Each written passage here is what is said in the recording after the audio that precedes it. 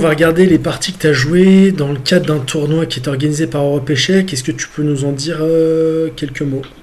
Ouais, c'était la FFE conjointement avec Europe Échec qui a invité les 16 meilleurs joueurs français moins de 18 ans à s'affronter dans un tournoi à toute ronde en blitz pendant le confinement. D'accord. Quand tu dis les 16 meilleurs joueurs français, c'est moins de 18 ans, c'est ça? Ouais, moins de 18 ans et c'est sur la liste Elo j'imagine du mois quoi, du mai. Enfin, D'accord. Et du coup, alors toi, t'as quel âge, Émile? moi j'ai eu 16 ans il y a 2 semaines. D'accord. Donc moins de 18 ans. Ok. Donc il y a des joueurs qui sont une catégorie au-dessus de la tienne, hein, c'est ça? Ouais, et je crois que le plus jeune il avait 11 ou 12 ans. D'accord. Ok. Et du coup, les classements Elo, là, ils allaient de combien à combien? Le premier c'était Marc-Ange, je crois, D'accord. Marc-Andrea, qui devait avoir 2430 avec Loïc et Johan. Avec D'accord. Travanon et Johan Catino. Ouais, Ok. pardon. Et le dernier, il avait 2260, je crois. D'accord. Et moi j'étais 11e sur 16, j'ai 2288 ou un truc comme ça. D'accord. Ok. Donc, ouais, donc c'était un tournoi fermé assez relevé, quoi. C'est peut-être le meilleur tournoi jeune fermé qui a été organisé, non, jusqu'à présent? Ouais, bon après c'est du blitz sur internet, mais ouais, il y avait un bon niveau. Ok. Et du coup, donc ces parties-là, elles étaient retransmises en direct. Ouais, c'était commencé par Nataf, le GMI, D'accord. sur YouTube, voilà, qui a commenté. Voilà. Bon, il a eu des problèmes techniques, donc on a raté un moment, mais sinon c'était pas mal. D'accord. Ok. Et du coup, on va attaquer. Donc la première partie, tu jouais contre qui? Ouais, je commençais le tournoi avec les blancs, je vais contre Timothée, à Razafin Ratima. D'accord. Je crois qu'il a 14 ans, il doit être benjamin. Il a déjà fait des top 10 au championnat du monde, enfin, il joue pas mal. Et je l'ai joué en janvier au top jeune, dans un match contre Cannes, et j'avais perdu avec une noire sur une nageur. D'accord. Ok. Et donc là, tu l'affrontais avec les pièces blanches. Ouais, Ok. Bah du coup, on va rentrer dans le vif du sujet. Donc la cadence, rappelle-nous ce que c'était la cadence du ouais, tournoi. 3 minutes plus 2 secondes par coup. Ok, Donc c'est du blitz. Bon, c'est un peu plus dur de faire tomber qu'en KO, mais c'est possible de tomber, je pense. Et surtout, il y a beaucoup d'erreurs. Parce que au bout d'un moment, on joue sur l'incrément de 2 secondes, donc c'est compliqué. ok. Et voilà. Bon, bah, on est parti. Donc première partie avec les pièces blanches contre Timothée. E4, 5. Ok, donc ça c'est... C'est une espagnole, c'est Ouais, classique. Donc là, il y a beaucoup de possibilités pour les noirs. Il va jouer le plus courant à 6. Donc là, fou A4. Fou A4, cavalier F6. On se développe et sur le centre, voilà, petit roc, B5. Alors B5, enfin, c'est pas le coup. Je pense que le coup le plus joué dans cette position, c'est fou 7, mais avec l'idée de jouer fou 7, tour 1, B5. Donc ça peut transposer. d'accord. Mais mais B5, ça peut revenir en fait dans cette variante, mais on peut aussi jouer avec d'autres idées, comme il a fait, donc B5. Donc D'accord. fou B3, c'est forcé. Et là, fou B7. Donc là, comme je disais, soit on peut jouer fou 7 et ça transpose dans la grande ligne espagnole. Et fou B7, donc, enfin, cet ordre de coup, c'est pas le plus joué, mais il va sans doute jouer fou C5 et ça va transposer dans une Archangels. D'accord. Une variante Caronel ajoute de temps en temps et c'est assez théorique. Et j'ai un peu de mal contre, mais j'avais une nouvelle idée. Ok. Et du coup, cette variante là, c'est pas celle qui a été jouée par Tchatchev et Gritchouk, Euh... Archangel? Non, c'est pas justement cette variante là Archangels? d'Espagne. Ouais, c'est possible. C'est Je possible. connais pas. Je connais pas. Ouais, Je me... Kachev, ouais. Ouais. Non, je me demande si c'est pas eux qui avaient la primeur justement de cette idée là dans l'espagnol, mais je. Non, je pense que c'est plus vieux que ça. Mais Ok. Alors du coup, tour E1.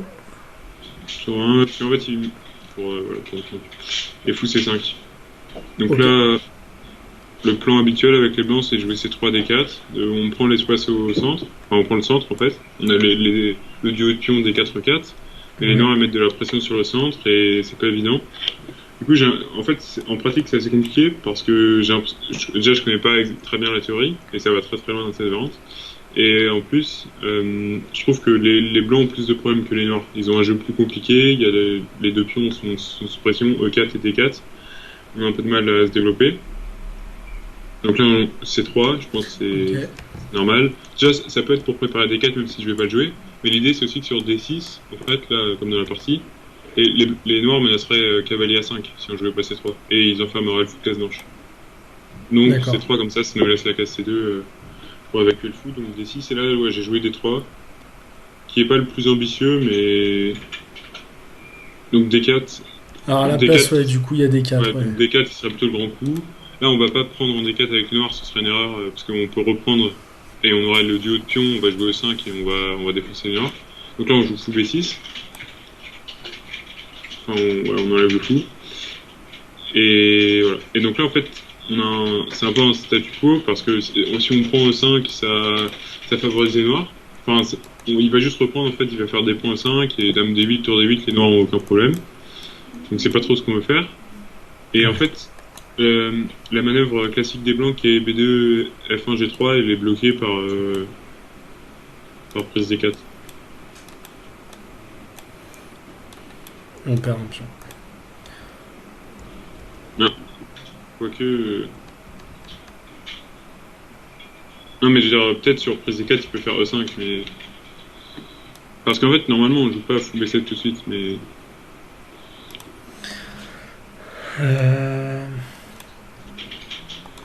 Ouais, prise. Cavalier prend et petit roc. Ah oui, ok, ouais, c'est pas mal.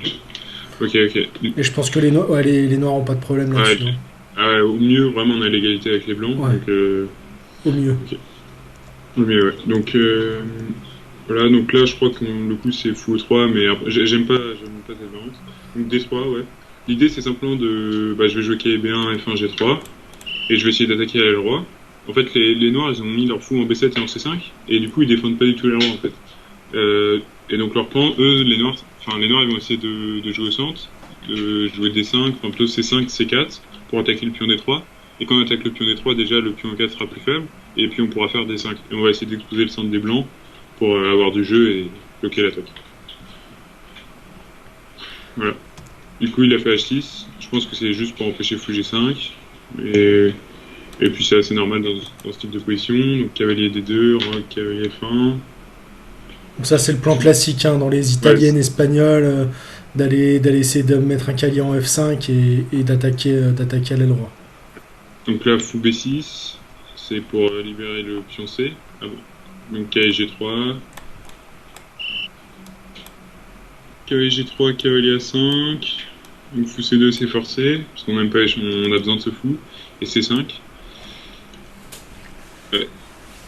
Et donc là, on pourra jouer tout de suite. L'ordi, il aime bien de directement jouer cavalier H4, F5.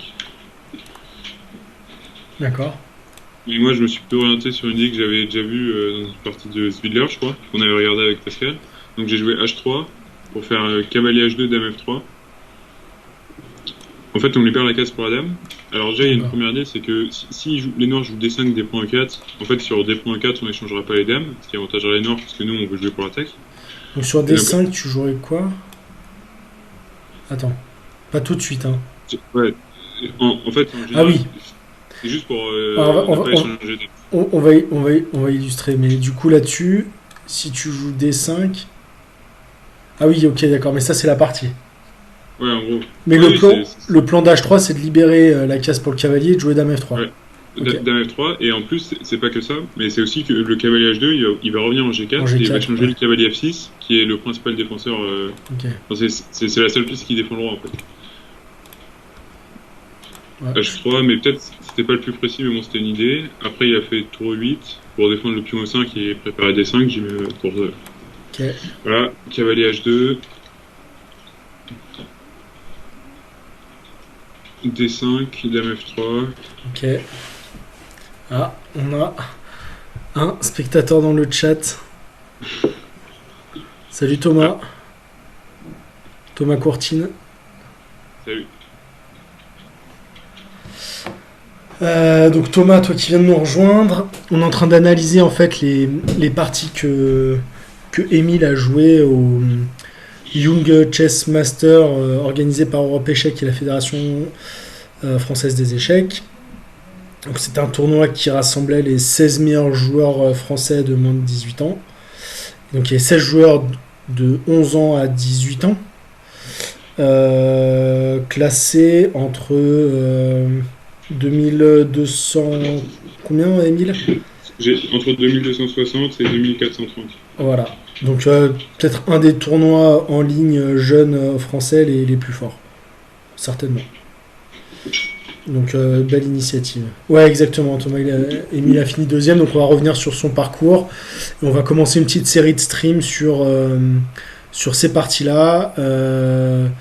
Alors vous inquiétez pas, si vous ratez les streams, les vidéos elles seront disponibles en rediffusion. On les mettra sur la page du club. Donc voilà, donc là c'est la première partie. Émile Allais-Blanc contre Timothée. Et on est sur une espagnole. Voilà. Donc, ok, donc Dame F3, Émile, je te laisse reprendre. Ouais, donc Dame F3. Et donc là, bon, j'ai fait mon plan, mais je pense que c'est à peu près égal, même s'il y a encore beaucoup de jeux dans la position. Objectivement, je pense pas qu'il y aurait de gros problèmes après C4. Mais bon, ça joue quand même, donc il a fait C4. Et là, il menace de tout ouvrir, quoi. Ouais. Après, peut-être je pourrais laisser ses points D3, des points 4, mais ça reviendra un peu au même, puisqu'après il mettra son cavalier en C4. Donc j'ai pris en C4 d'abord. Enfin, moi en C4. Ok. Et donc là, mon idée, par exemple, elle serait illustrée s'il faisait lui des points C4.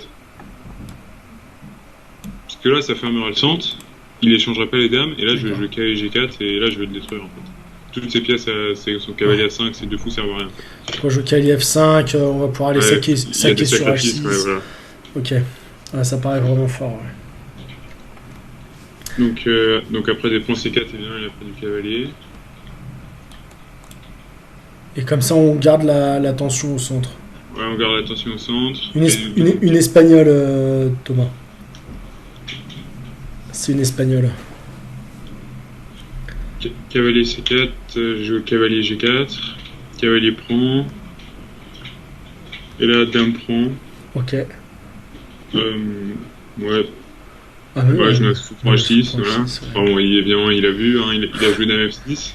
Ouais. Dame F6, en fait, et là, ça va être égal, je pense.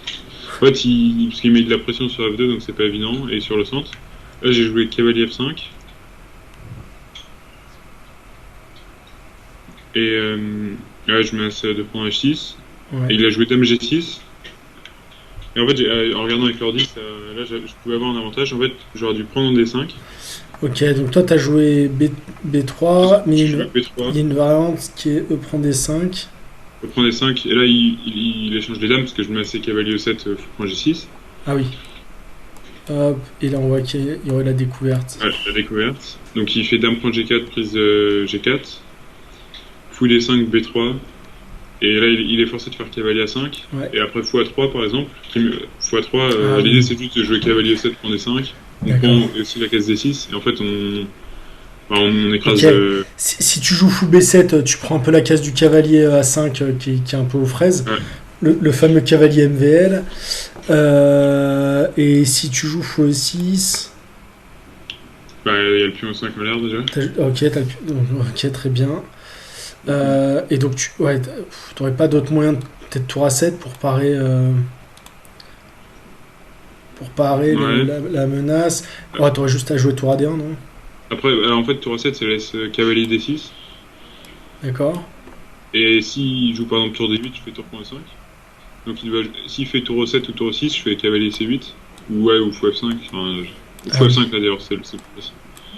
Et après cavalier C8, et là, bah voilà, les noirs sont complètement... Cavalier C8. Et là, bah, ils perdent. Donc ouais, il y avait cette demande que j'ai ratée. Bon, après, déjà, j'avais trop réfléchi dans l'ouverture. Il devait me rester 30 secondes, là. Ah oui, on rappelle, hein, la cadence, c'est du 3+2. Hein. Donc, ouais. C'est forcément des variantes qu'on voit très facilement sur des parties longues. Mais là, en 3+2...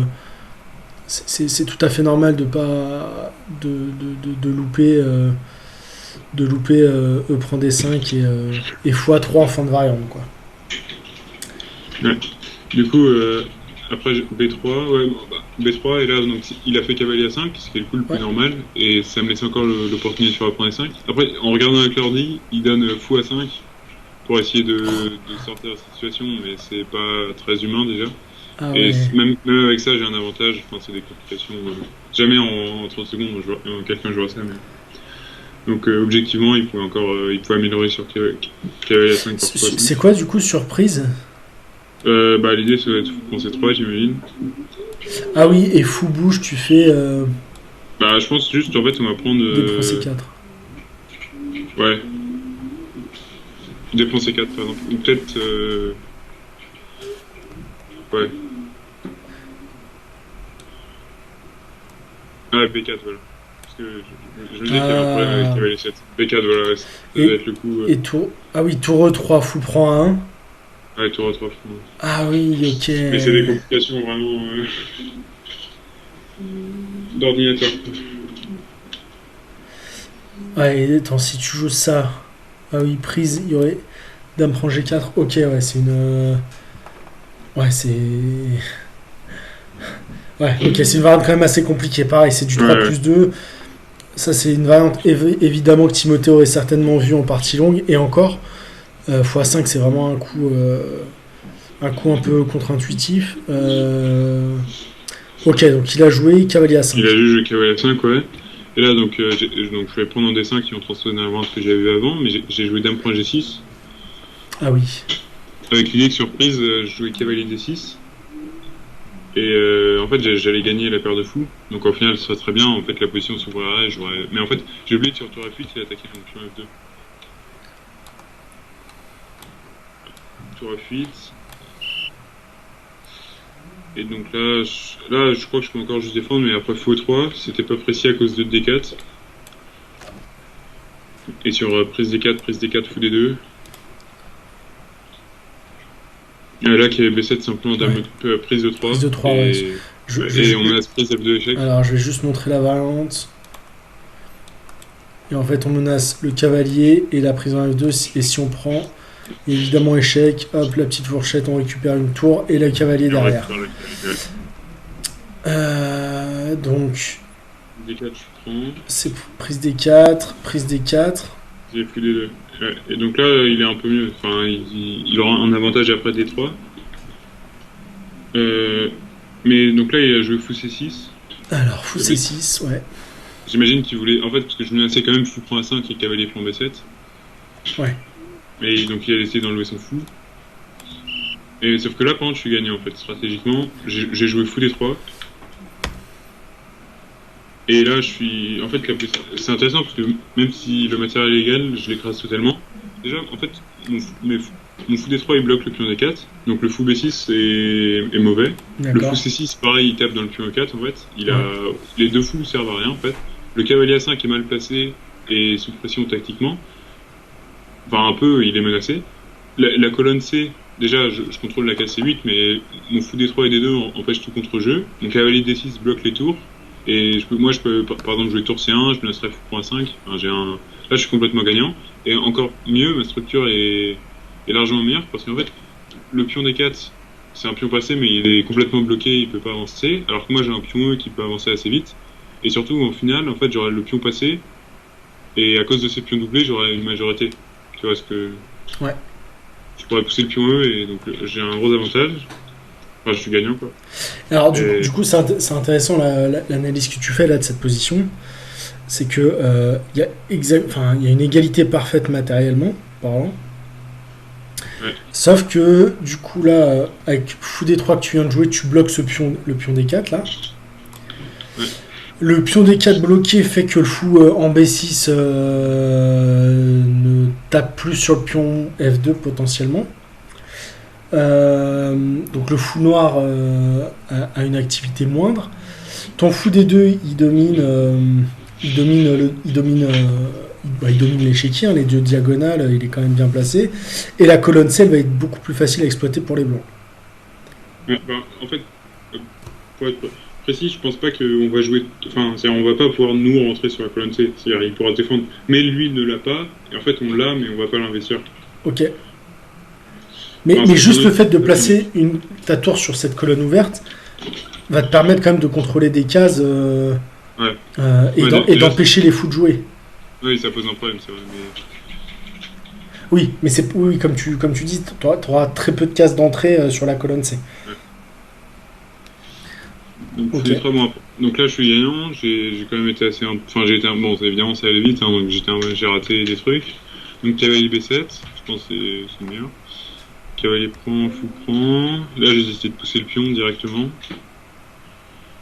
G5, tour AC1. Tour C8, prise, et E6, qui déjà, c'est pas très précis, parce que là, en fait, il pourrait jouer fou C5, et il jouerait fou E7, et il bloquerait mon pion. Tu vois. Ok. Parce que là, si moi je joue E7, il y a tour E8, et il me manque un temps. Ouais. Alors que. Donc là, par exemple, je pouvais jouer fou F5 Alors. au lieu de E6. Ouais, fou F5. Fou F5, et ouais, voilà. Avec l'idée d'aller en D7 et de contrôler les cases de promotion. Fou D7, tour E7, et c'est ça, et E6. Ouais, ouais c'est ça. Et fou C5, je pense fou A5. Ah Et oui. on va en D8. Et Ok, donc là il y a déjà du matériel. ouais, il y a déjà du matériel. Ou alors il doit faire G6. Mais, Ouais, bon, non, mais c'est. ouais, bah après on fait fou D8, donc on Fou joue D8 7 et il doit E7. donner le fou. Ouais, c'est ça. Ouais. Ok. Donc déjà une opportunité de rater, j'ai joué E6. Ouais, il n'y a pas d'autres coups. Non, il n'y a pas d'autres coups utiles. Ouais, non, On voit ouais, ouais. en fait, c'est déjà terminé en fait. Hein. Ouais, bah ouais, en fait, l'activité de mes fous. Enfin, c'est j'ai mon terminé. pion passé. Tu t'aurais vraiment un gain matériel, la qualité là en finale et il y aurait pas de chance. D'ailleurs, j'allais dire comme ça, si jamais fou F5, vas-y fou D7, tour là E6. En fait, ce que je suis en train de dire, c'est que si jamais il arrivait à échanger la tour contre le fou et le pion, la finale, ça donnerait quoi, Émile? Ah, ce serait quand même gagnant, mais il y aurait encore un peu de travail. Ok. Mais je pense que ça gagnerait sans trop de problèmes. En fait, on jouera juste F3. Comme ça on mettrait. Comme nous, on a un fou de case noire. Si par Alors. exemple, il prend notre fou de case blanche, en fait, on jouera F3. Je vais mettre la. En fait, je vais juste montrer l'exemple que je veux donner. Je fou C8, fou D8, sur Ouais. pion, pion, fou prend. Ouais. Exactement. Ok.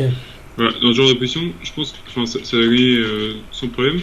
Déjà parce que on peut jouer F3 par exemple, donc Ah, on va mettre nos ok. pions sur case blanche, et après bah Ok, on-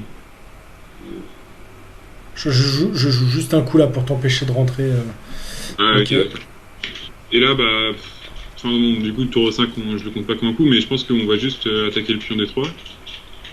Et en fait, de toute façon la tour là il a pas une position de forteresse, donc la tour sera toujours trop forte. En fait si par exemple on fait tour C1, puis fou C7, par exemple tour C1. Ah oui, ok. On compte pas de D3 échec. Enfin, on va dire je mets le roi en D2 comme ça je bloque ou en D1. Et après là, bah voilà, Attends. déjà je peux faire rentrer ma tour. Et en fait, Et si juste par exemple.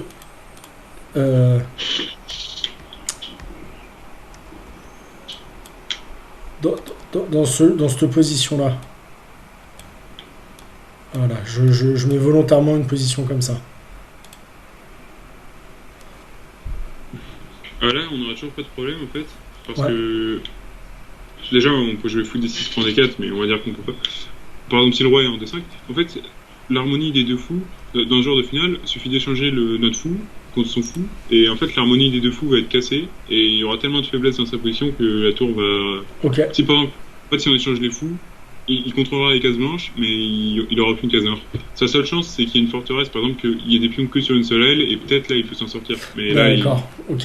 Là, le fait qu'il y ait des pions sur les deux ailes et. Ouais. Ok, ça Et ouais, suffirait. la tour est toujours. Ouais, c'est quasiment toujours trop fort, en fait, une tour contre son fou. Ok, donc E6 Donc moi, j'ai joué aussi. joué. Alors fou D5 au lieu de fou C5, ça on a regardé.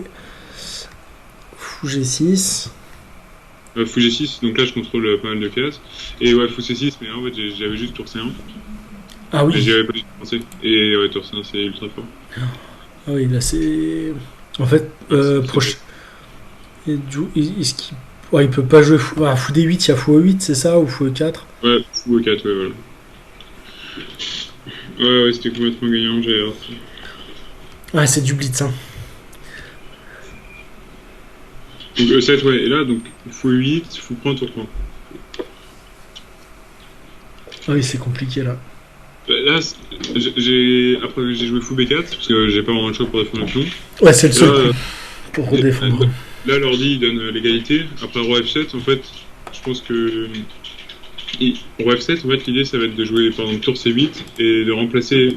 En fait, la tour c'est pas vraiment un bon bloqueur. Par contre, le D'accord. roi c'est un bon bloqueur. Ok. Donc on aimerait mettre le roi en 8 et avec notre pion D, on va essayer de pousser le pion et je pense Ah. que ça irait. C'est juste pour montrer ce que veut faire les noirs. Donc c'est remplacer la tour qui bloquait le pion sur la colonne E par le roi, qui est un meilleur bloqueur. La tour, ouais, comme tu dis, c'est un très mauvais bloqueur, alors que le roi, c'est un bon bloqueur, surtout qu'il n'y a pas de fou de case blanche. Ou de Voilà, c'est cavalier. ça. Ouais. Du coup, là, je suis bloqué. Il a pas vraiment de faiblesse à attaquer. Et c'est pour ça qu'en fait, sur fou B4, donc je dis que ouais, j'ai raté des. La position est égale. Et en fait, il a joué à 5, qui est pas bon. Et on pourrait se dire que ça revient même, mais en fait, déjà à 5, ça affaiblit le pion B5, les pions de l'aile dame. Donc par D'accord. exemple, quand il y aura des moments où on pourra jouer tour 5, et en fait, on attaquera. Et s'il joue B4, là, B4, ce sera pas bon dans ce genre de finale, parce qu'il met ses pions sur case noire. Du Ouais. coup, ils seront faibles. Et là, en fait, dans toutes les finales, les pions sont faibles. C'est-à-dire, dans une finale de fou, je vais ramener mon roi sur case blanche et il peut rien y faire, et j'attaquerai les pions. Et en fait, son fou sera toujours en zugzang, parce que. Enfin, il y aura des thèmes de zugzang tout le monde. Ce sera toujours comme ça, donc c'était pas. À 5, c'était pas très bon. Enfin bon, évidemment, après, il jouait avec 15 secondes aussi, hein, mais c'était pour ça. Donc, fou D6, c'est forcé. Non, si on revient à la partie.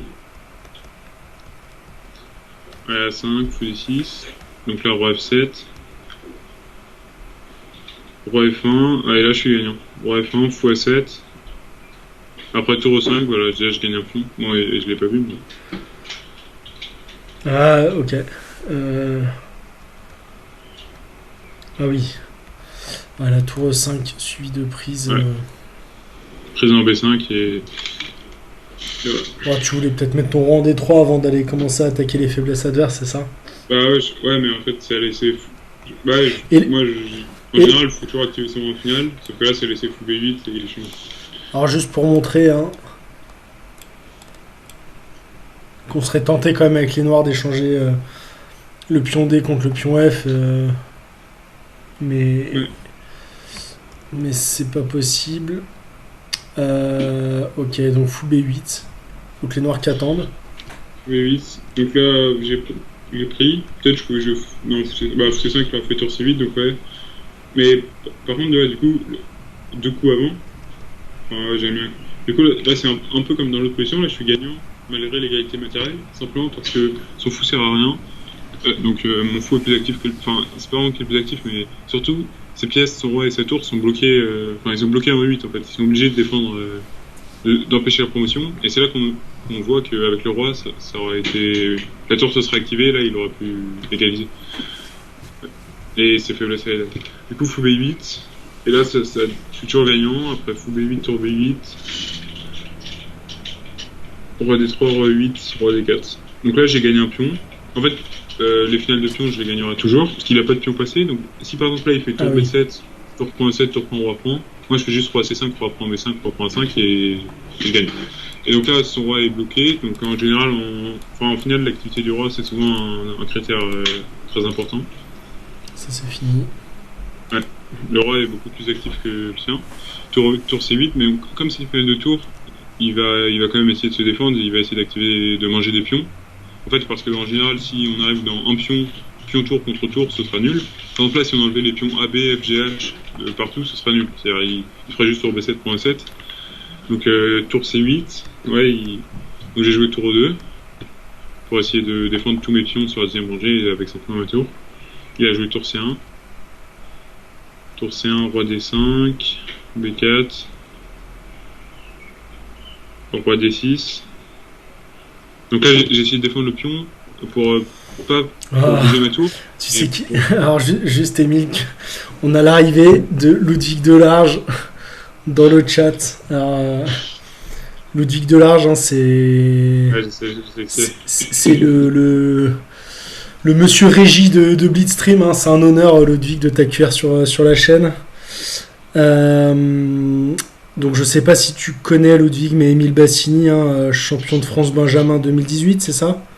Ouais, c'est ça. Et du coup qui a joué le Young Chess Master là, organisé par Europe Échec et qui a été commenté par Nataf. Et donc on analyse les parties de ce tournoi avec Émile qui nous. Donc là on va se faire une petite série de streams pour analyser ces parties. Et voilà, avoir un petit aperçu de son parcours. Il a fini deuxième, hein, du tournoi. Donc c'était les 16 meilleurs joueurs français de moins de 18 ans. Donc il y avait Loïc Travadon, Marc-Andrien Maurizzi, il y avait qui d'autre, Émile Yovan Gattino. Ouais. Ouais, il y avait des bons jeux. Donc ouais, des joueurs entre 2280, 60 et 2450. Donc des parties d'un bon niveau. Donc au passage, hein, Ludwig, si tu veux recruter quelques joueurs,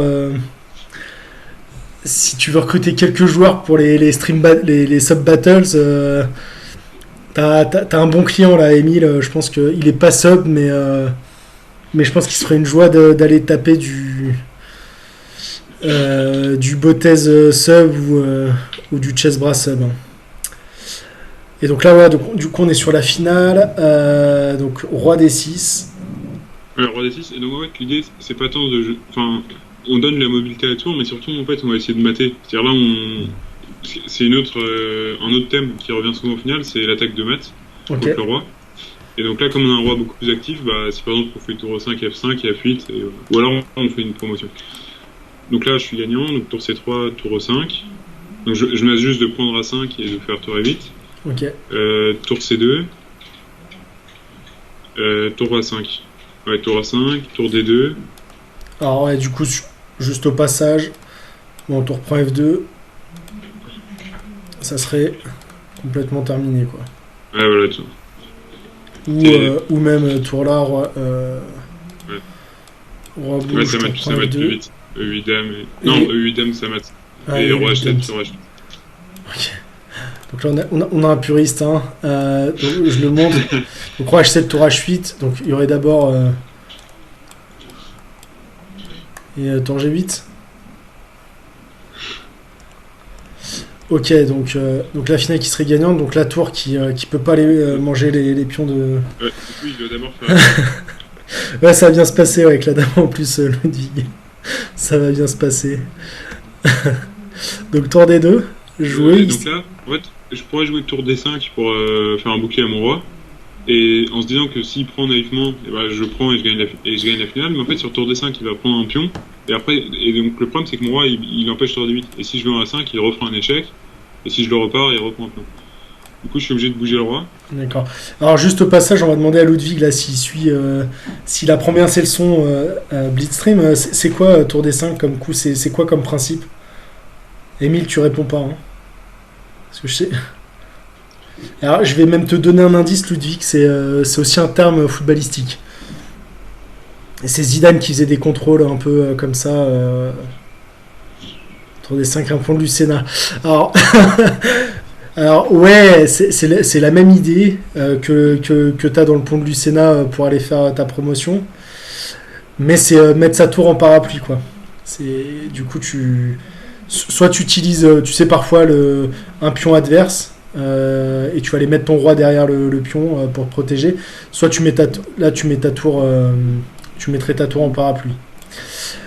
Et du coup, là, sur tour D5, tour prend F2, donc il remenacerait les pions A2 et G2.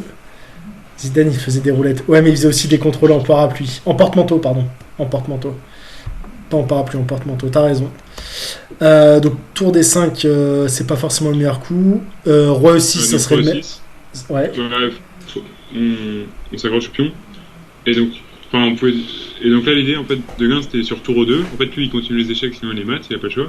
Et là, j'ai joué au roi F5 qui est imprécis, qui laisse prendre les pions sur l'échec. En fait, j'ai échangé les pions, j'ai fait ce que j'ai dit qu'il fallait pas faire, c'est échanger les pions pour arriver avec un pion de plus. Mais quand il a plus. En fait, ce qu'il fallait faire, c'était revenir en D6. Enfin, du coup, on pouvait le faire au coup d'avant aussi, mais. Fallait revenir en D6 pour. Non, je veux dire, c'est au coup d'avant en fait, parce que du coup là, ouais, mais du coup là-dessus. Bon, on va dire, il refait tour D2, voilà, la roi C5 en fait. Là, fallait savoir lâcher le pion E16 pour prendre B4 et gagner. Et c'était complètement gagnant. En fait, les deux pions vont aller beaucoup trop vite, il a pas encore de menace lui. D'accord. Même quand il prend G2, il faut encore qu'il prenne H3. Alors, ça c'est intéressant parce que j'allais dire les. Et puis il y a Thomas là qui est dans le chat qui partagera, mais c'est typiquement le genre de finale où je vais toujours me poser la question de savoir est-ce qu'il faut aller manger le pion B4, avoir les deux pions passés, et se laisser manger G2 et H3. Le pion G5, on a quand même l'impression qu'il va aller à dame rapidement, et que une fois que tu as mangé le pion H, tu as l'impression que les pions ils vont se faire un joli 1-2. Mais côté noir aussi, les pions ils vont se faire un petit 1-2. T'as l'impression que les noirs vont faire promotion à peu près en même temps que les blancs. Qu'est-ce qui fait C'est quoi les éléments là qui te permettent de dire ok, je lâche le pion E7, ça je le conçois. Mais qu'est-ce qui te fait dire là que la finale elle est gagnante? En fait, c'est juste que. Je sais pas, c'est peut-être un peu l'expérience, mais même si je suis pas ultra. Je veux dire. Parce que simplement, les pions là, ils vont trop vite. En fait, les pions, ils n'ont pas encore d'obstacle, alors que les noirs, ils sont encore loin d'avoir une menace. En fait. Là, ils n'ont pas de menace. Et le temps qu'ils créent leur menace, nous, on aura déjà mis un pion à 6, par exemple. Alors, est-ce qu'on peut essayer de la jouer un peu, la finale? Ouais. Ouais, c'est vrai, Ludwig, ça prend 3 temps, je suis d'accord, mais... 1, 2, 3, et de pousser le pion G. Mais 1, 2, 3, 4, 5, 6, 7. 1, 2, 3, 4, 5, 6. Ok, donc si je joue des coups absolument stupides pour les deux couleurs et que je fais juste une course blanc contre noir, une course entre les Christophe Lemaitre là, je vais avoir, je vais être autant près quoi.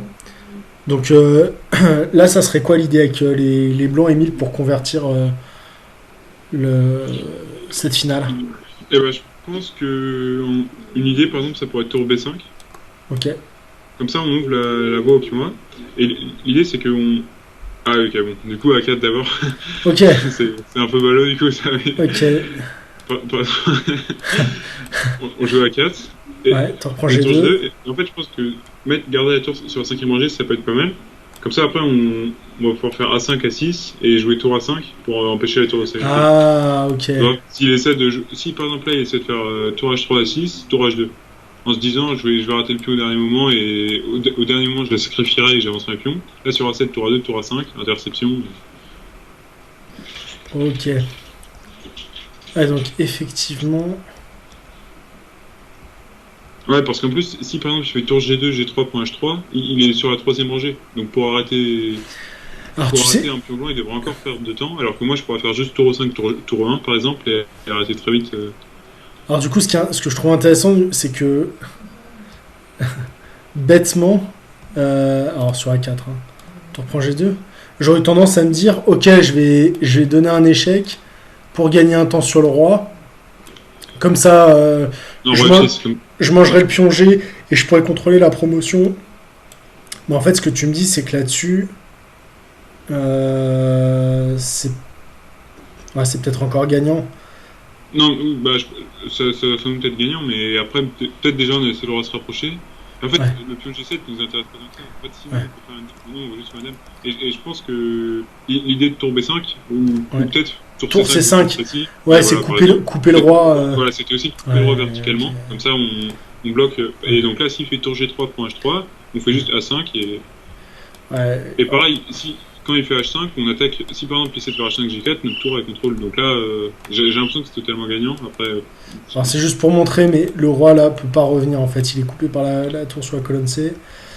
Et ouais, tour C5 ou tour B5 coupe le roi. Alors, ouais, je trouve que c'est vraiment intéressant là, ce setup où le roi en fait blanc là en B4 va contrôler la case A5 pour permettre à la tour de bloquer. T'as même l'arbitre qui siffle exactement. Ouais, du coup, c'est le. D'habitude, on a plutôt streamé sur Chesscom. Là, du coup, j'utilise Chessbase et c'est Chessbase Reader, donc j'ai même pas c'est le Chessbase du pauvre. Donc, je pense qu'on va plutôt aller la prochaine fois rentrer les parties sur Chesscom ou Lichess et pour pouvoir regarder un peu les variantes, mettre des flèches et ce sera un peu plus interactif. Donc ça, ce sera pour la prochaine fois. Ok, donc là, ce que tu dis, c'est que tour 2, donc le plan, donc on rappelle, hein, le plan c'est roi C5, tour prend F2, roi prend B4, tour prend G2, A4, roi prend E7, tour B5 ou tour C5. Et en fait, les blancs, le pion va avancer beaucoup trop vite. Et va pouvoir aller faire promotion.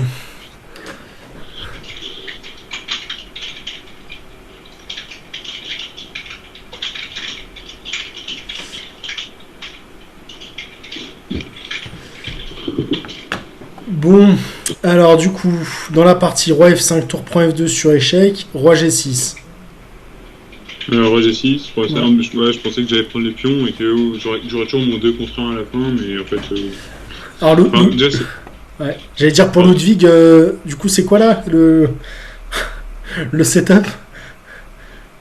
Du coup voilà, c'est toujours pareil le principe du parapluie quoi, tu viens de cacher derrière le pion G5 pour aller. Ouais, c'était l'idée. Je me suis dit que je vais enlever des échecs, que je prenais des pions, mais ça va pas su. Du coup, d'ailleurs, c'était égal, puis j'ai des parents, enfin, il y a eu encore un moment intéressant. En fait, après roi G6, roi E7, donc on a pris tous nos pions. Pion 3 H6, ouais, tour G3, tour G5, tour H3. Et là, j'ai fait une faute, j'ai joué tour H5. Et en fait, c'est amusant, mais ça, c'est perdant. C'est perdant. Et oui, tour Ouais. attends, mais tour pro H5, c'est ce qu'il a joué? Ouais, il a fait tour H5. En fait, et sur roi H5, donc là, l'idée, c'est qu'on va faire roi F6. Et en fait, on va juste venir en B2 à toute vitesse et on va prendre les 2 pions et on va faire une dame. Ah, et le fait d'avoir joué roi E6, ah ça c'est fabuleux. Bah en fait, non mais cette variante, elle est débile, mais c'est l'autre variante qui est intéressante. Et qui illustre pourquoi roi F6 c'est plus facile que que ça gagne et que roi F6 ça finit. En fait, sur roi F6, si je fais roi H6, en fait j'essaie de passer derrière pour attaquer le pion B4. Donc en fait, il me manque un temps parce que du coup après roi G6, roi D4, roi F5, voilà, j'arrive. Roi D4, roi 2, et là en fait je me prends un trébuchet. Enfin une version, voilà ça. C'est cette position dans laquelle celui qui a le trait perd. Et en fait, et donc c'est celui qui attaque le pion en premier qui gagne. C'est-à-dire sur roi point 2, il me force à jouer roi C4 et du coup je peux jouer roi 3. Il me force à aller sur la case de super. Et aussi un coup avant, après roi B2. Ouais, non, un coup. Ouais, voilà. Si j'essaie roi D3, roi A2, roi C2. Ouais, t'as toujours roi A3. Et en fait, cette finale perd tout le temps. Ouais. Roi C1, même si on prend l'opposition, ouais, voilà. en fait. Ouais, ça perd tout le temps. Roi C3, ouais. Ouais, roi C3 aussi ça marche, mais c'est juste pour montrer que. Oui. Important de connaître ces finales de. Ouais, voilà. Ces finales de pions. Ok. Coup, et alors ce qui est fabuleux, alors je crois que c'est Pascal qui nous avait montré ça sur justement le. Ah, c'est incroyable que ça se joue. Alors attends.